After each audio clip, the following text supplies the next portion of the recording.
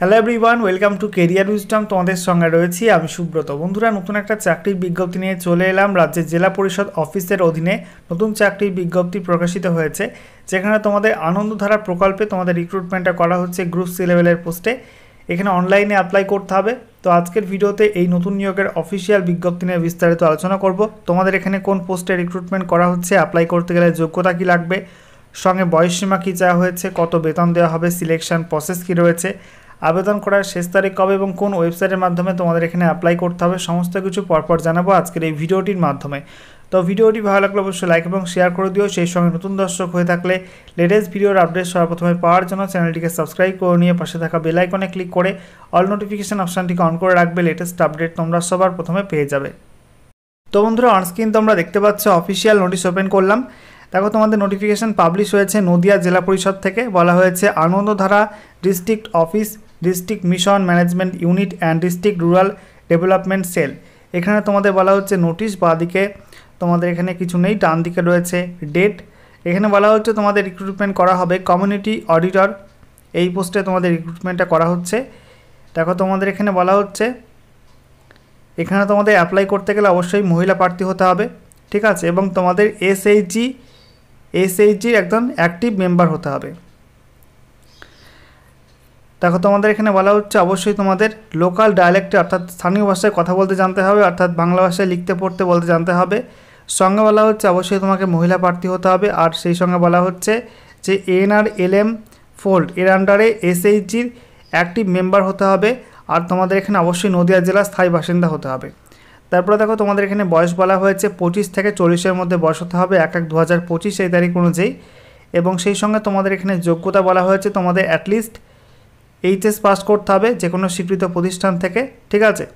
এবং তোমাদের এখানে বলা হয়েছে কমার্স ব্যাকগ্রাউন্ডে এইচএস পাস করতে হবে। একই সঙ্গে বলা হয়েছে graduate in any stream would be eligible. এছাড়া তোমরা গ্র্যাজুয়েশন পাস করলেও কিন্তু এখানে অ্যাপ্লাই করতে পারবে, অর্থাৎ যে কোনো শাখায় গ্র্যাজুয়েশন পাস করলেও এখানে অ্যাপ্লাই করা যাবে। সঙ্গে বলা হয়েছে with higher qualifications is preferred, অর্থাৎ তার সঙ্গে যদি কোনো হায়ার কোয়ালিফিকেশান থাকে সেক্ষেত্রে কিন্তু অগ্রাধিকার দেওয়া হবে। আচ্ছা, এরপরে দেখো বেসিক কম্পিউটার নলেজ তোমাদের থাকতে হবে, যেখানে MS word, MS excel, internet এই সমস্ত কাজ জানতে হবে, স্মার্টফোন অপারেশন স্কিল এসব থাকতে হবে, ঠিক আছে। সেই সঙ্গে তোমাদের কম্পিউটার নলেজ থাকতে হবে। একই সঙ্গে বলা হচ্ছে তোমাদের বেসিক কম্পিউটার কোর্স করা থাকতে হবে স্বীকৃত প্রতিষ্ঠান থেকে। নেক্সট দেখো, তোমাদের এখানে বলা হয়েছে তোমাদের বুককিপিং এবং অ্যাকাউন্টিং এই সমস্ত বিষয়ে জ্ঞান থাকতে হবে। আর সেই সঙ্গে বলা হচ্ছে ফিজিক্যালি ফিট হতে হবে। একই সঙ্গে তোমাদের বলা হচ্ছে তোমাদের গ্রামে গ্রামে কিন্তু কাজ করতে হতে পারে, জেলার বাইরে যেতে হতে পারে কাজের সূত্রে, এবং রাজ্যের বাইরে কিন্তু যেতে হতে পারে কাজের সূত্রে। আচ্ছা, এরপরে দেখো তোমাদের এখানে বলা হয়েছে তোমাদের এখানে ভ্যাকান্সি কত, community auditor vacancy status 40 numbers, 40টি শূন্যপদ তোমাদের এখানে রয়েছে এই পোস্টে।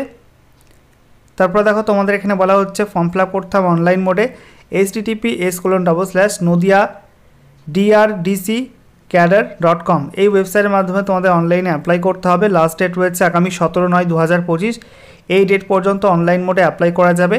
এছাড়া তোমাদের এখানে বলা হয়েছে অনলাইনে অ্যাপ্লাই করার সময় এই সমস্ত ডকুমেন্টের জেরক্স কপি সেলফ অ্যাটেস্টেড করে আপলোড করতে হবে, পাসপোর্ট সাইজ ফটো, তারপরে তোমাদের সিগনেচার, মাধ্যমিকের অ্যাডমিট কার্ড অথবা তোমাদের ডেট অফ বার্থ সার্টিফিকেট, সেই সঙ্গে তোমাদের বলা হচ্ছে শিক্ষাগত যোগ্যতার সার্টিফিকেট, মার্কশিট, এছাড়া তোমাদের computer training certificate, voter ID card, তারপরে তোমাদের কোনো এক্সপিরিয়েন্স থাকলে ওয়ার্ক এক্সপিরিয়েন্স সার্টিফিকেট, আর তোমাদের G1 report screenshot NRLM portal অথবা লোকোস SHG সার্টিফিকেট থাকতে হবে, ঠিক আছে, অর্থাৎ SHG এবং মেম্বারের ডিটেলস প্রুফ তোমাদের থাকতে হবে।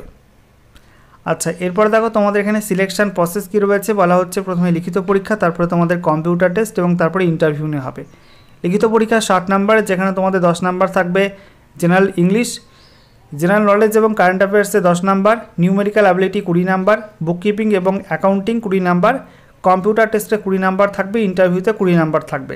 এভাবে তোমাদের সিলেকশনটা হবে, ঠিক আছে। এখানে দেখতে পাচ্ছ সমস্ত কিছু দেওয়া রয়েছে।